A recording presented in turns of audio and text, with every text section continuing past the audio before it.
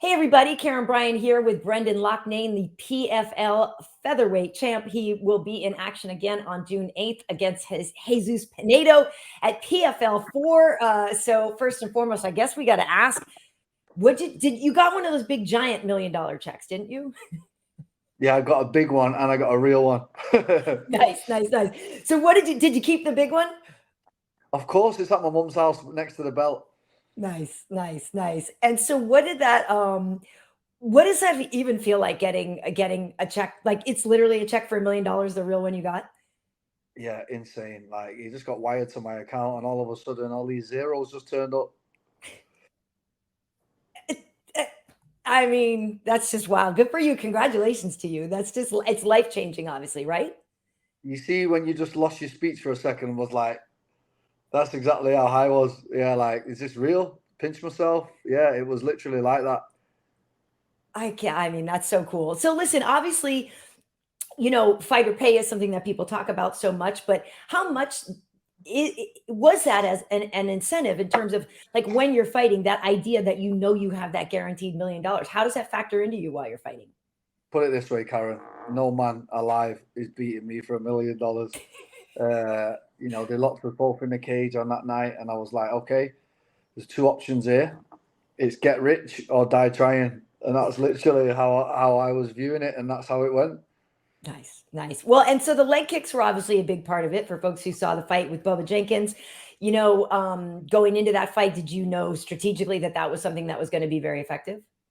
Yeah. It's always very effective for me. It's my main weapon. So I know that, I've got good timing on him, good rhythm with him. I'm landing him really well, especially Marlon. If you watch the last fight, same thing. So I've kind of got a little niche here now with the calf kicks. And yeah, there's no secrets. I'm going to use them again. So let's see if they figured them out yet. Right. Well, that's what I was just about to say is now that people know it, look, everybody expected him from Jose Aldo for a while and they could maybe avoid him and then they couldn't. And then he changed up his style a little bit. But so yeah, when you're approaching Pineda, what do you think are the sort of the biggest things that you have to look out for with him?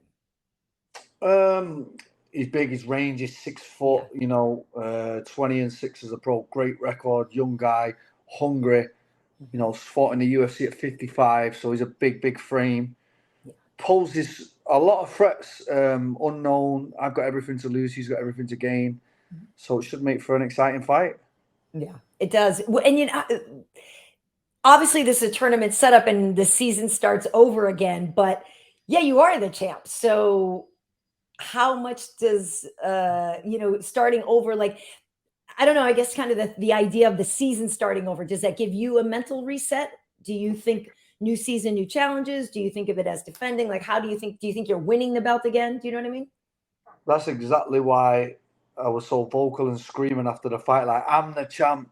Because people were just like, well, it's all normal again. Like, what? I win the belt and then the next day I'm not the champion and then we start again. I don't work like that. Like, This is my second defense. The first one was Marlon. This is my second. And I'll be looking forward to taking a new shiny one at the end of the year. Nice. It's funny too with the Moraes thing. It's like anybody named Moraes should probably just be like, yeah, I'm good. I'm not fighting Loughnane. You take out anybody named Moraes. I have taken out two Moraes. I knocked them both out. So it's like, Moraes, watch out. That's right. So how do you expect though with the seasons going? Like, do you like that idea? We talk so much about how fighting doesn't have an off season and stuff like that in general, but in terms of the way this is set up with seasons, how does that affect your your overall approach to MMA in general? Yeah, Karyn, I live and I breathe this. The season starts in April, it ends in end of November, and I am on from bell to bell. 4 fights, 7 months. I'm just in. I'm in it. I'm locked in. Even off season. What off season? Like, you have December and in January you're already training for April again. So yeah, I get essentially I get a month off a year. Well, I'm happy with that. Like, there was stages in my career I'd go a year and a half without a fight. So I asked God for more fights and He gave me. Yeah, it's good. Yeah, it's nice. It's true. It is nice, I guess, knowing that you have that plan too. Like, you get it and you move along because, like you just said, sometimes you go a long time without a fight. You're waiting for a fight. Somebody drops out. At least you have the mechanics of this thing. Like, you're going to have a fight.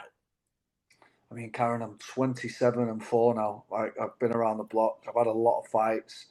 And, you know, in the space of 3 years with PFL, this will be my 11th fight. Like, it's wild. The schedule's wild. I'm lucky enough to win 9 out of my 10, you know. I've had a great run. I'm looking forward to carrying it on with Jesus and then winning another belt. That's the goal.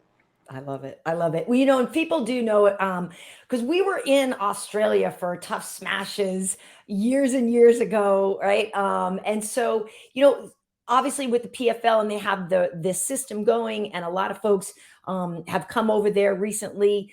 Do you think you will stay there? Is it the type of thing where you feel like, okay, I'm going to become a champion here. I've defended a few times, go back to the UFC or go to Bellator, or go somewhere else? Like, how do you picture your career with PFL? How long do you think you'll be a part of that organization? I'm really happy with PFL. Yeah. They kind of picked me up after the whole contender scenario. So it was like they picked me up at a bad time in my career. You know, I was down, and we've grown together. You know, I've become the fighter that I am, and they've become the organization that they are, and we kind of grew together. Now they just signed Francis and Jake, and a lot of good things are happening, and I'm happy to be a part of this organization. And if it ends here with the PFL, great. If it doesn't, who knows? Yeah, there's nothing wrong with it ending it there, because it's obviously doing great, and you get to work with Kenny Florian and Randy Couture. You get to see those guys. I mean, it's great. I mean, that's the thing, is I love what they're doing. Like, and the other day, a couple weeks ago, right? One championship had their first show in the States, right? Like, you guys are spreading it out now. You're in Atlanta this time, right? Yes. Nice. Yeah. So I think there's room for a lot. There's room for you to be very successful there. But you did touch on the Contender Series thing. And for those who don't know, so you had a fight with Bill Algeo and you won.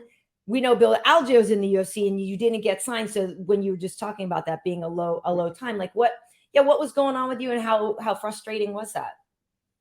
Well, I mean, you just alluded to it there. I went in against Bill as the underdog, won every round. Very, very good performance against a high-level guy. Deserved the contract, didn't get the fair shake, and then had to reroute my career. That's all I ever wanted at the time.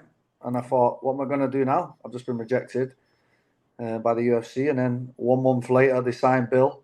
And I'm like, how does that work? I was like, what is going on here? And then PFL came along and we're like, let's go. You want $1 million? You want activity? Let's go. And I took it with both hands, and here we are.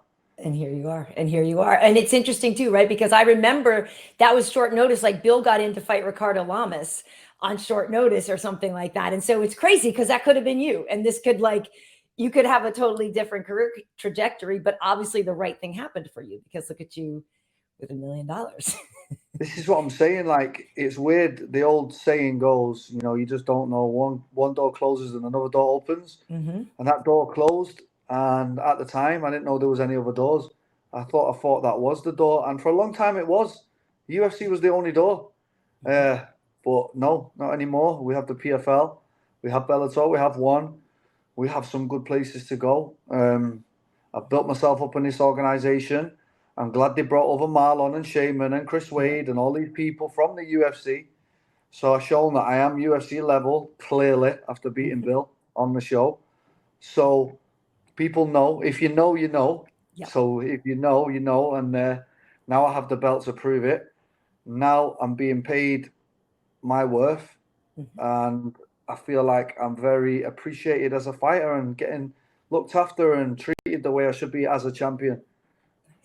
Nice. Well, I love to hear it. I feel like, you know, it's great. I'm glad that door did open for you.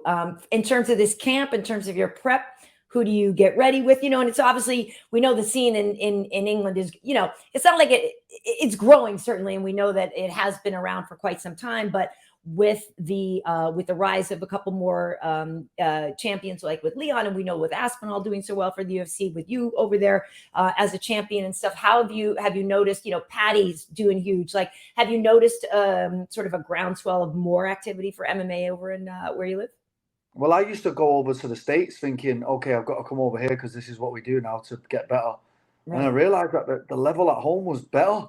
And I was like, this doesn't really make sense. So I knew for years that we had what it takes, and it's only the world finding out now. And, you know, Arnold and Max, look how close that was. So And good. you got Leon, you got me, you got Dan Harder, you got Bisping, and all these people that have come through, Darren Till and Michael Venom Page. We have so many good fighters right now, and the UK scene is buzzing, and it's the golden age of UK MMA. I love it. I'm excited. I'm going back next month. And I'm excited. And last time I was over there too, I stayed for a week. I'm going to stay for a week over there again. Like I love it over there. It's a beautiful time of year too. Like it's a great time to be there. I don't like the March shows when it's still too cold, but the summertime over in England is beautiful. You can't beat a British summer. British summer's like a whole new country. It's great.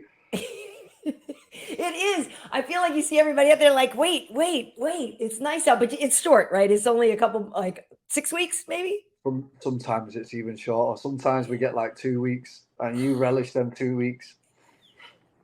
Yeah, you do. So now that you are here in the States, so you said basically you spend about 8 days or so. Like, are you going to be able to hang out in the States after? You will go back home? Yeah. Next day I fly straight home, 5 o'clock. Last time I took a few days in Vegas after to unwind. This time I'm straight back because the semis is the 4th of August, so it's only an 8-week turnaround. Right. Crazy, right? Back in again. Probably have the weekend off, and then that'll be it again. Back to work, Karyn. It's wild too, right? Because when we think of like it, it really it is interesting. Like when you're fighting to know like, wow, I could be doing this again so soon. Like, how much do you think when you're in that fight, like, gosh, I would love to get this one done quickly so that I can save my body and save myself. Like, how much is running through your head with that? That's an ideal scenario, like what happened in the last fight. But then my first season, I fought Tyler Diamond. It was bell to bell. Yeah. I broke my hand in the first round, had to have surgery. After the fight, I had a 6-week turnaround after surgery.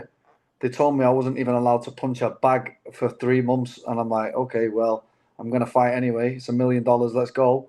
Right. Had to fight heavily injured. So this is just the stuff that you've got to do in the PFL. It's not for everyone. Like these turnarounds are wild. So I've shown my mettle. I've shown my grit. You know, my third season back to back.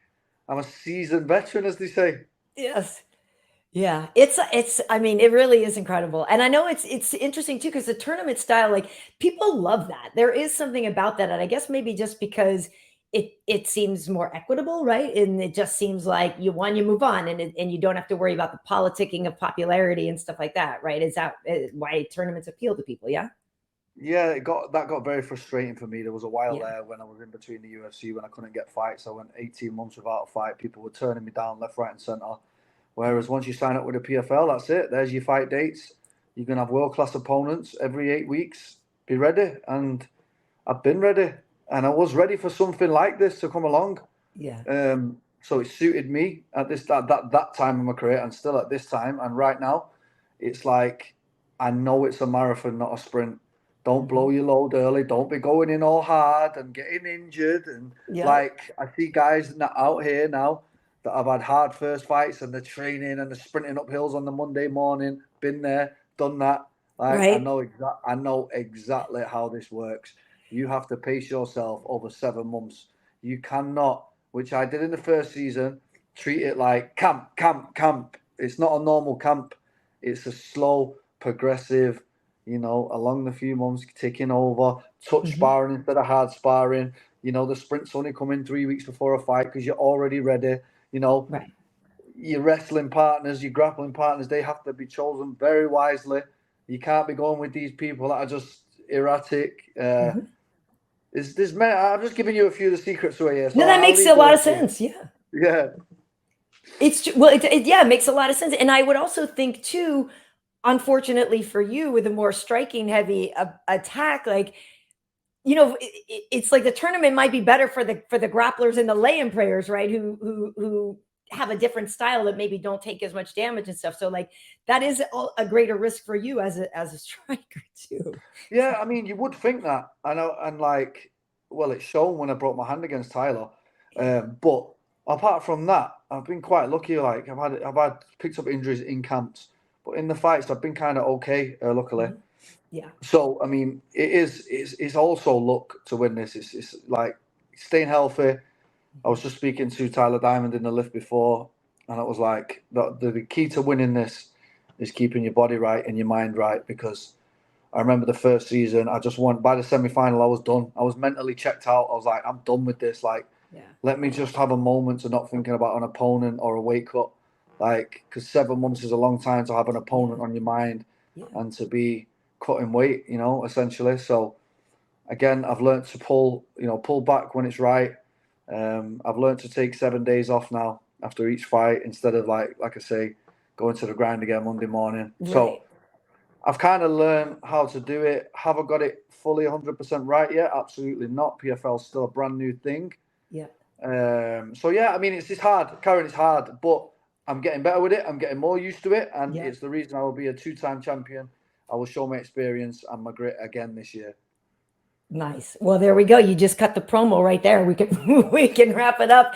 But yes, he is the champion, folks. He is not just the winner of one season, featherweight champion. And I love that you got an actual gigantic check, and it must be so great for your mom to have that. It's really cute. I love it. Thank you so much. Thanks for having me on, Karyn. Yeah, it's great to see you. Best of luck. And yeah, we'll see you do your thing. It's on ESPN on June 8th. And we're looking for you to just do your thing again. The last time out, it was really incredible. It was a 4th-round finish over Bubba Jenkins to get that $1 million. So best of luck to you as season 4 unfolds. And yeah, thanks for being here today, champ. Thanks for having me. Thank you. Hey, Brendan, I do have to ask you, though, recently a lot of the guys in PFL popped. I think it was 9 fighters or so. So I am curious what your take is on that. No, Karyn. It was 10 and 2 champions. So yeah, very, very frustrating for me as a fighter. And I feel upset for PFL, you know, because they're such great organization, great people, that people are doing this. I'm glad they got caught. And I'm glad now I've heard that there's going to be a lot more steps taken to catch more of these people. And they need a way from the sport. So hopefully the correct punishment will be taken. Yeah, I mean, it's one of those things. It's so frustrating. You always hear people go, well, everybody does it, but they don't. Everybody doesn't do it. No. That's, maybe I'm naive. Maybe I'm totally naive, but I hate it. I'm putting my life on the line as it is. Like, and you're going to come and take all this and then come in on me and nah, I don't like it at all, Karyn, and I'm glad they got caught. Yeah, I'm glad too, and I hope that it does make it safer for all of you guys, because I don't like the idea that anybody's out there kind of getting risked. You know what I mean? Risking getting really, really hurt. That's not cool. Okay, let's say that guy popped and the other guy's in a coma now. Where do we go with that? Right. Where do we go with that? Like, yeah, it's a touchy subject, and I've been going off like heated about this. So. Yeah. You know, I've aired my thoughts on this a few times, especially to the PFL staff, to the media, and I'm glad that it's all sorted and that it's all getting sorted out.